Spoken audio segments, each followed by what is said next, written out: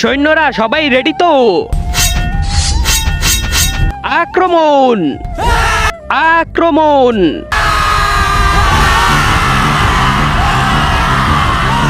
আরে বাপরে, আমি পালিয়ে যাই। আরে মহারাজ, পালাচ্ছেন কেন? মহারাজ! মহারাজ, মহারাজ, কোথায় আপনি? মহারাজ! সেনাপতি, সেনাপতি উপরে! আরে মহারাজ, আপনি তো একটা ভীতু। সেনাপতি, তুমি তোমার জায়গায় থাকো। কেমনে থাকবো? এমন কোন রাজা আছে যুদ্ধ ছেড়ে পালিয়ে যায়? আরে সেনাপতি, ওরা তো অনেক ভয়ঙ্কর ছিল। ওরা তো আমাকে জানে মেরে দিত। আমি মরতে চাই না সেনাপতি। আরে মহারাজ, আপনি তো রাজা, আপনার তো লড়াই করতে হবে। না, আমি লড়াই করতে পারবো না। আরে মহারাজ, মহারাজ, আমি যদি আপনাকে অমর বানিয়ে দেই, অমর, তার মানে তো আমাকে কেউ মারতে পারবে না। তাহলে আমি নিচে নামি। আসেন তাহলে আমার সাথে। হ্যাঁ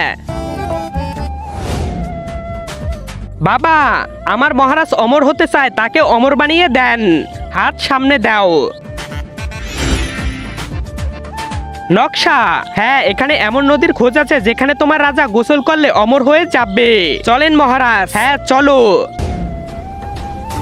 মহারাজ, যান, এই নদীতে গোসল করে অমর হয়ে যান। হ্যাঁ, এখন মহারাজ গোসল করে অমর হয়ে যাবে।